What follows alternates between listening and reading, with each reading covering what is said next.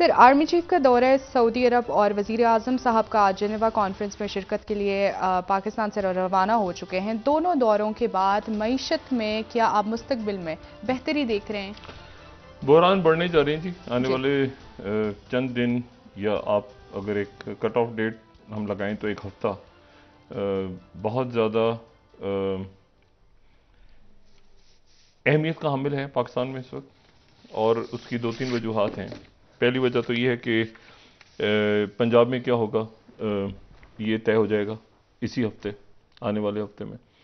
दूसरी बात ये तय होगा कि कराची में क्या होने जा रहा है, और कहीं इस बात का अंदेशा तो नहीं कि कराची में फिर तसादुम, जिसकी मुख्तलिफ ज़राए कह रहे हैं कि अगर बलदियाती इलेक्शंस होते हैं तो उसमें तसादुम की फ़ज़ा बन सकती है कराची में। और ये तसादुम जो है ये सियासी तसादुम, लेकिन अगर, क्योंकि तलखियाँ अभी भी हैं, अभी भी तलखियाँ मौजूद हैं, और ये तसादुम पंजाब में भी हो सकता है। हम देख सकते हैं कि वहाँ पे अदम इस्तेकाम किस तरह से परवेज़ इलाही साहब क्या करते हैं, हुकूमत टूटती है या बहाल रहती है, या इमरान खान साहब इस्तीफे दिलवाते हैं, वो एक हिजान पंजाब में। और उससे बढ़ के ये जो अगले 24-48 घंटे हैं, इनमें ये तय हो जाएगा कि पाकिस्तान की मईशत का क्या होने जा रहा है। इसहाक डार साहब और वज़ीर आज़म शहबाज शरीफ साहब और बिलावल भुट्टो ज़रदारी साहब और शेरी रहमान साहिबा और एहसन इकबाल साहब और मरीम औरंगज़ेब साहिबा और दीगर जो काबीना के भी अरकान शायद और हैं या नहीं, शायद नहीं हैं जो साथ गए हैं, लेकिन यह है कि उनके जाने से पहले एक दो बदमज़गियाँ सामने आई हैं। और वो बदमज़गी तो नहीं है, मैं लफ्ज़ अगर प्रॉपर इस्तेमाल करूँगा तो उसको हज़ीमत कहना चाहिए।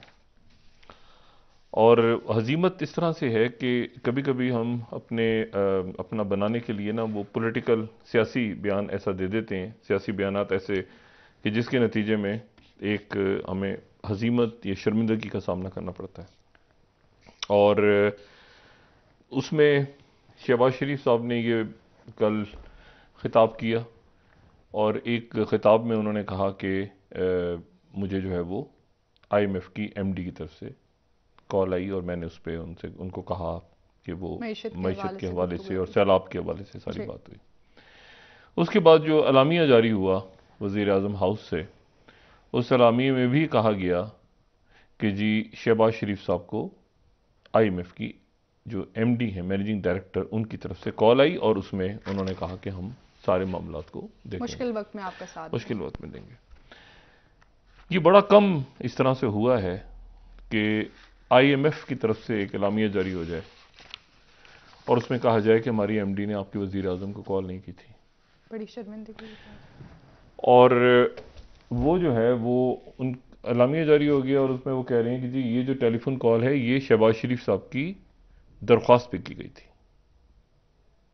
क्योंकि एलामिया में कहा गया कि उनकी कॉल आई थी, तो उन्होंने कहा नहीं, हमने कॉल नहीं की थी, इनकी तरफ से कहा गया था कि आप कॉल कर, शहबाज शरीफ साहब बात करना चाह रहे हैं, जिसके बाद जो है वो शहबाज शरीफ साहब को से बात हुई जी। और इसको मैं ट्रिब्यून यहाँ पे कोट कर देता हूँ कि IMF रिजेक्ट्स पाकिस्तान क्लेम्स के MD इनिशिएटेड टेलीफोन कॉल, यानी इस लेवल तक ये जो 19th इस पे ये एक्सप्रेस ट्रिब्यून इसको कोट कर रहा है। बाकी अखबार भी, पाकिस्तान के भी और पाकिस्तान से बाहर के भी, कि जी IMF ने रिजेक्ट किया है कि हमारी MD ने कॉल की, बल्कि वो कह रहे हैं कि कॉल जो है वो शहबाज शरीफ साहब की रिक्वेस्ट पे हुई थी। मतलब ये एक बिला जवाज ये एक ऐसी बात हुई जो इस मरहले पे, जब पहले ही आपके ताल्लुकात कशीदा हैं एक दूसरे पे, जो है किसी किस्म IMF से आपने पैसे लेने हैं नहीं लेने, क्या कुछ करना है, एक तो ये बात हो गई। दूसरी बात यह है कि इसहाक डार साहब ने एक और बयान दिया है, उनके जो मोतियों से लिखे गए बयानात हैं उनमें से एक ये है कि हमारे 4.5 अरब के ज़खायर नहीं हैं, बल्कि 10 अरब के हैं, और जो लोगों ने पैसे रखे हुए हैं वो भी हमारे ही हैं। मतलब वो ये कहना चाह रहे हैं कि जो लोगों ने अपने बैंकों में पैसे रखे हुए हैं वो भी हाँ, ये जो हमारे ये जो सब कुछ 82-83 रुकनी काबीना चल रही है वो हमारे ही हैं। अब इसमें यहां पर डार साहब को फिर जरा एक, इससे पहले कि कोई और बयानियां आ जाए या कोई और कोई इस बयान के ऊपर उनको तो खैर मुझे नहीं पता कि ये हजीमत वगैरह इस सेटअप या हमारी जो इस मुल्क में एलीट है, तमाम की तमाम सारी पार्टियां या जो भी पार्टियों से अजीब से कुछ लोग हैं, मैं तो उसमें सियासतदान भी हैं, वो तो बदमाशी है। इसाक डार साहब को नहीं कह रहा मैं, उनसे हट के एक बड़ा सा कहेंगे वो अजीब। अब उसमें हुआ क्या है? हुआ ये है कि 4.5 अरब के जखायर हैं। अब ये इस बात को 4.5 अरब के जखायर हैं जो कि यानी स्टेट बैंक के पास हैं जी। गैर मुल्की जखायर, कल से हम बात कर रहे हैं ना। और 5.5 अरब जो है वो लोगों ने अपने डॉलर अकाउंट में पैसा रखा हुआ था। तो 4.5 और 5.5 को मिला के उन्होंने कह दिया 10 अरब। जी।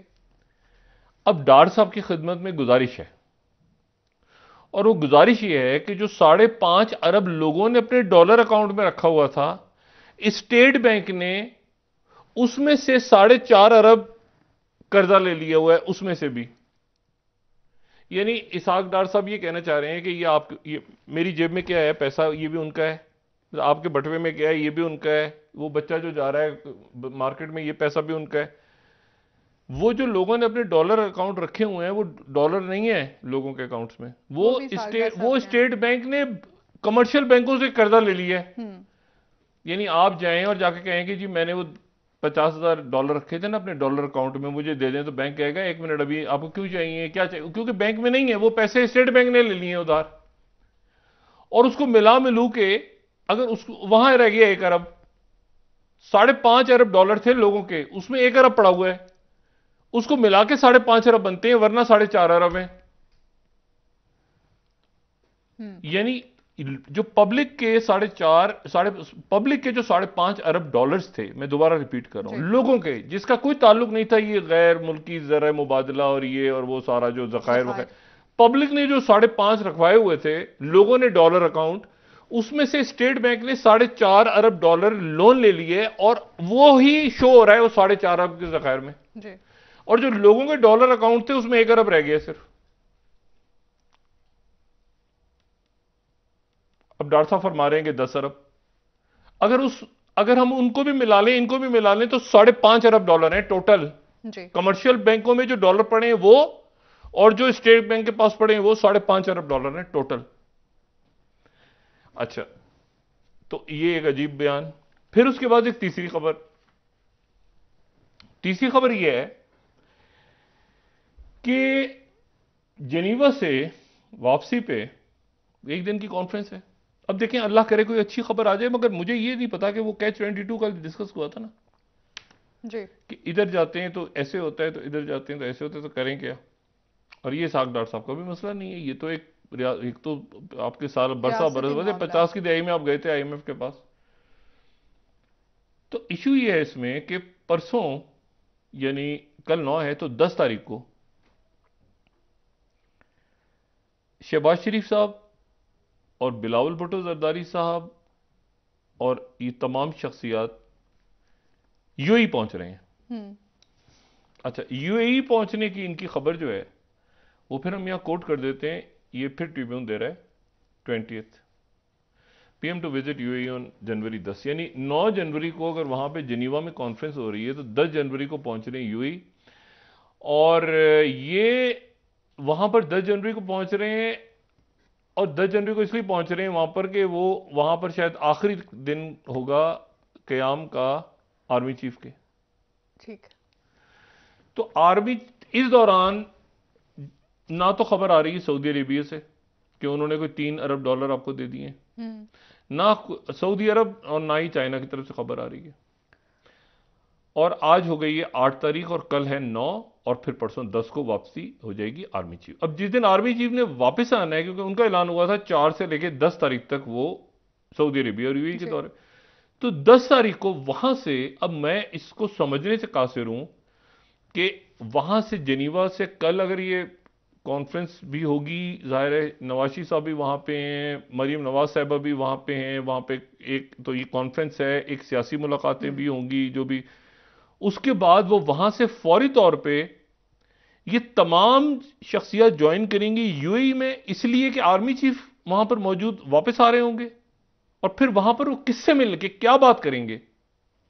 अगर यूएई ने आपको पैसे देने हैं तो उन्होंने पैसे लिए क्यों हैं पिछले हफ्ते? उन्होंने पिछले हफ्ते ले लिए 1.1 बिलियन रुपीज तो आपने परसों दिए ना उनको, जुमे को, तो उन्होंने तो वापस ले लिए और कमर्शियल बैंकों से आप पैसा उठा रहे हैं जिस पे ज्यादा सूद देना पड़ रहा है आपको।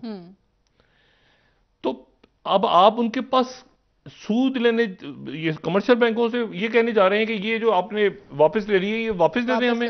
मतलब एक तमाशा होता है ना। मतलब आपने फिर दिए क्यों थे उनको? अभी तो दिए आपने, फिर आप कहेंगे नहीं वो ऐसा कि वापस भेज दें, वापस चाहिए हमें, तो कहेंगे 1 मिनट पहले इतने सूद पे था, आप इतने सूद पे देंगे। डबल रेट पे कमर्शियल बैंकों से था ना। तो ये एक अजीब सा मामला है।